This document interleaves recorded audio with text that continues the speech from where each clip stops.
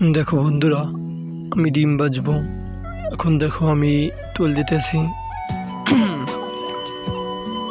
এই তো ওয়াও!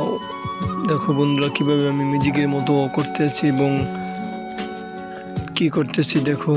আমি এখন ডিম বার করতেছি।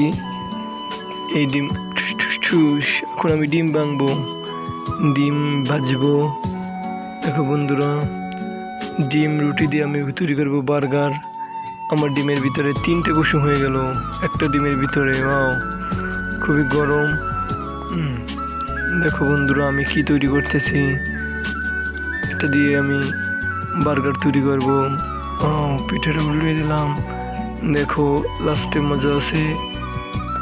হ্যাঁ দেখো, আমার ডিমটা একটু পুড়ে যাইতেছে। এবার আমি ডিম উঠাবো। ডিম উঠানোর পর ডিমটা আমি উল্টে দিলাম।